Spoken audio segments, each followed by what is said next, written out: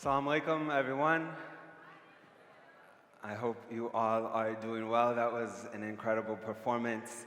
So I want to start with a question, and it's one of those questions where you kind of have to close your eyes. This is Lahore. It's a safe city, so no one will steal your bags or anything like that. Just close your eyes for like 5 or 10 seconds and think about this question: what is it that you most desire in life? What is it that you most desire in life? And just think of one thing. What is the one thing that you most desire in life? Got some ideas? Okay. So, how many of you, this was a really easy question to answer? Okay. Don't worry, I won't put you on the spot. No cold calling today. How many of you it was a little difficult? Okay. How many of you are still not sure? Because that was about 40% of the room. Okay. So, this is a question that I think has been asked for generations. For me, it's a really difficult question. I wanted to spend some time talking about how I've approached this question over my 34 years here in life, but also how we're approaching it as an organization at Amal Academy, and how some people who I really care about have approached this question. So, as I said, this is a question that's been asked for generations. Probably it comes up first when you're asked as a kid, what is it that you want to be when you grow up? How many people remember getting asked this question? What is it you want to be when you grow up? Okay. And how many of you, the answer was supposed to be something like a doctor or an engineer? Okay, a lot of people. So I think this question and the answers have changed over the generations and over the communities. For example, my father was asked this question. He grew up as a Black American in sort of central, southern America and eventually moved to California. And when he was studying in 3rd grade, 4th grade, he was asked this question, and he said he wanted to be a doctor. And the teacher in his classroom said, why don't you try something more realistic? Being a doctor doesn't seem realistic for someone who's Black American. Why don't you try and be something more realistic? Fortunately, he didn't listen to that teacher, and he went on to become a doctor. He was also an Olympic wrestler. We heard a little bit about the Olympics earlier. But I think he realized that this was the failure of the education system. And many people in his class didn't go on to become doctors. They went on to live very different lives because of the expectations that were forced on them by their teachers and by the education system. And so when I was asked this question in 3rd grade, 4th grade, fortunately, the education system had evolved, and at that point, the teachers told me, you can be anything you want to be, which is great, except that anything literally means anything, and I didn't get the kind of guidance about what anything could be. And so my experience in the education system was also a bit of a failure because I was kind of confused, like what should I become, and what are the options? What would a good life look like? What is it that I most desire in life? And so I ended up choosing a university that was the only university that I got accepted into where you didn't have to declare or decide what it was that you wanted to study. This was UC Berkeley. And I went there, and probably for the first time, I had what I would call a better education experience, a better learning experience. And I was able to get involved in the Black Business Association, and I realized that business was something I really enjoyed, and that somehow I had been an entrepreneur before. My father, having his own practice, was an entrepreneur. And I got an internship in San Francisco and in New York, and had a chance to go to Kenya and see that business has a lot of implications in emerging markets in places like Kenya. And I worked with a friend to start up a fashion company and did a lot of DJing and had an entertainment company. And ultimately, I got a job in New York. And the reason I'm telling you all of this is not because these are like significant accomplishments, but because of what allowed for these achievements and these sort of milestones to happen. And when I look back at my time at Berkeley, it was really the environment that allowed for me to feel like I was accepted, that I could take risks, that I could fail, and it wouldn't be the end of the world, that it allowed that process of self-discovery and self-exploration. One example to kind of bring this to life, so the first year when I was a freshman, I lived in what was called the African American Theme Floor Program. It was a really long name, so for short, we called it the Afro Floor. And this was really scary for me because I had grown up, my mother is white American, so I had grown up with these questions about, am I part of the black community? I don't play basketball, I'm not an artist, I am not, poor. So the stereotypes of what it meant to be Black American at the time were not ones that I associated with. So I was very terrified that I would not fit in. And the way that the program was designed, the way that the experience was facilitated was so embracing and empowering because I realized that the different parts of me that I thought were not what they should be, for example, skateboarding and playing soccer and listening to different types of music, this wasn't what people considered, what Black Americans do, and yet the people in my community were fully embracing that and accepting that, and they allowed me to try things and to fail. And so I think that experience for me was so empowering, and I was able to achieve so much because of the way that the program was designed and the environment. And so fast forward, I moved to New York, I moved to Kenya, to South Africa, to India, eventually to Pakistan, and then back to California. And over this 4 or 5 years, I was exploring these questions about education and about what an education experience could look like. And ultimately, coming back to that question, what is it that you most desire in life? I thought what I most desired in life was to start a social enterprise in the education space. And so the question that I was asking then was, okay, which geography or which place does it make the most sense to focus on? And I remember I sent an email to one of my mentors, Jacqueline Novogratz, and she wrote back, I asked her essentially this question: should we focus on Pakistan, India, Kenya? Which market should we focus on?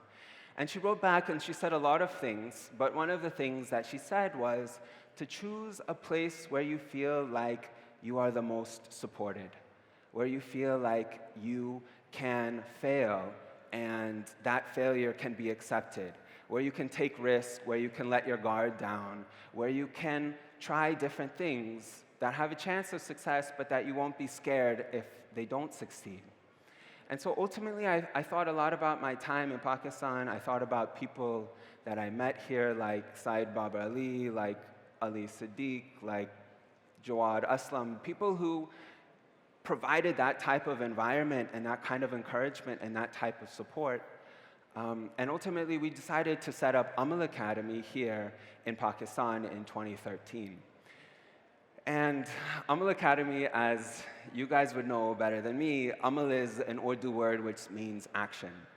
And so the initial idea behind Amal Academy and the one thing that we desired most in life was to help students in the university develop the skills and the mindsets to move into more meaningful careers and into more meaningful lives. For example, we had a student in one of our early fellowship programs. Her name was Ikra. And Ikra's family is from Neela Gumbat, which is, as a cyclist, that's one of my favorite places in Lahore. And she was the first person in her family to go to college. She studied at UET, actually. And she was one of the only girls in her class, and yet she was a topper in her class. And she really had a difficult time when she thought about approaching the job market. And will she be able to find a good job? Will she be able to communicate clearly? Will she be able to convince someone that she can perform on the job in a way that they need to? And so she came to Amal Academy with some of those fears and those insecurities and joined our 3-month career prep fellowship program. And basically, the Career Prep Fellowship is designed to be really project-based and experiential and hands-on.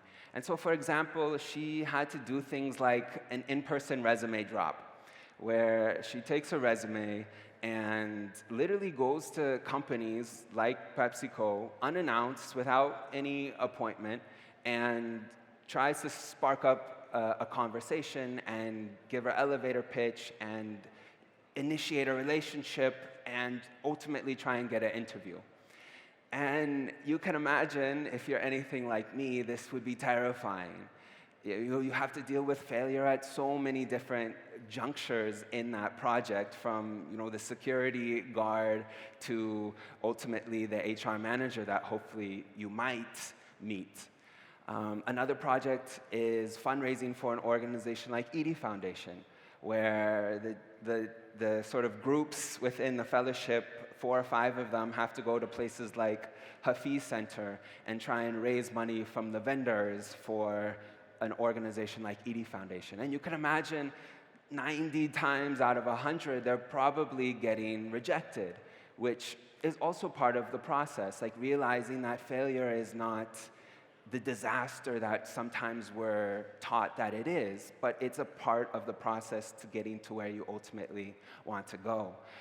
The last example I'll share is what we call the Mega Project, which is essentially, again, working in groups, identifying a problem in your community, in your neighborhood, or even in your village, and trying to do something small about that project.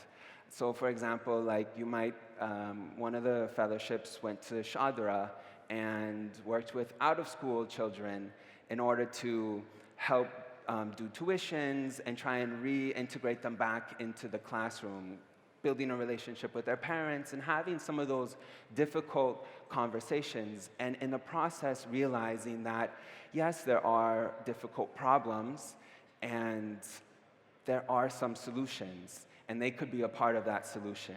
And they're also developing some of the skills that are important for moving forward in life, getting an interview, getting a job, being successful as a team, and sort of moving forward in their career.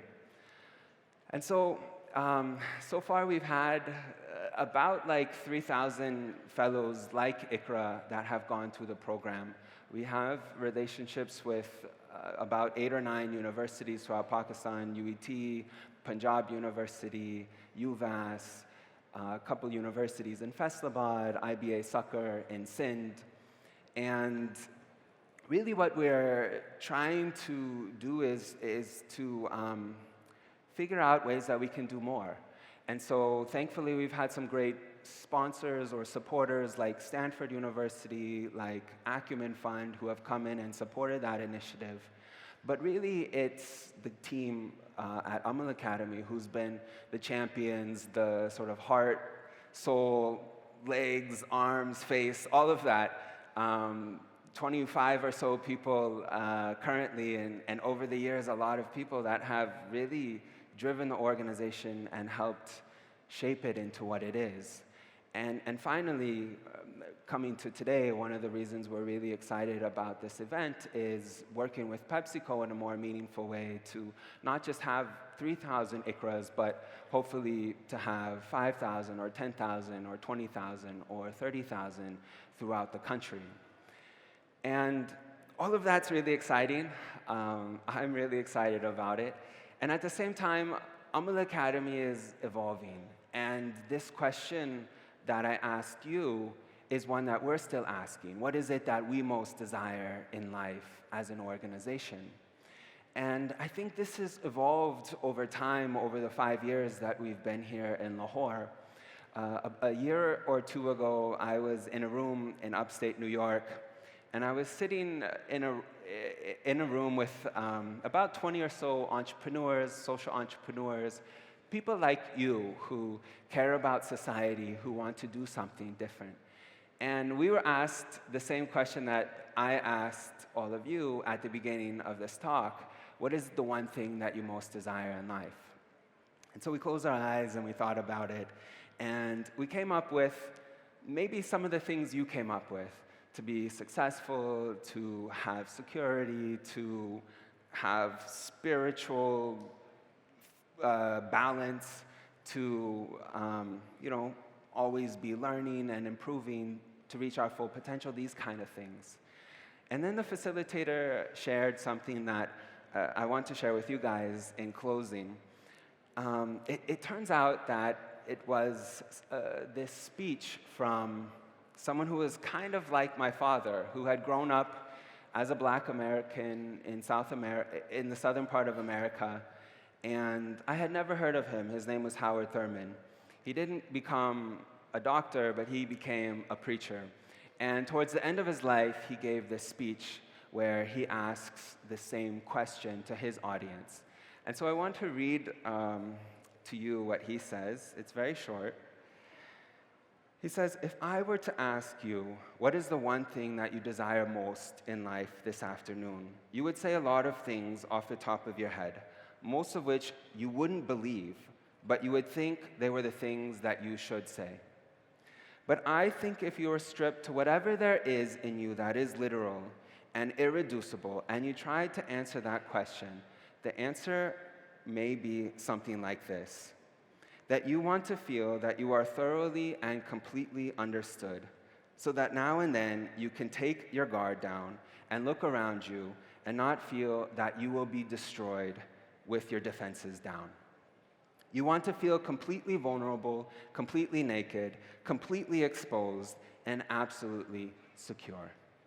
That you can run the risk of radical exposure and know that the eye that beholds your vulnerability will not step on you. This is called the sound of the genuine inside of you, the sound of the genuine that nobody else has. And so in many ways, for us at Amal Academy, this has become the thing that we most desire in life, which is to help other people understand and explore what it is that they most desire in life, to help them find the sound of the genuine inside of them, to help them become who it is that they are, and to explore what life might bring to them. And so my hope, my encouragement today is that each of you might also explore that sound of the genuine inside of you, might explore what it is that you most desire in life. And that by doing that exploration, you might also begin to listen to and acknowledge the sound of the genuine in other people and help them become who it is that they are.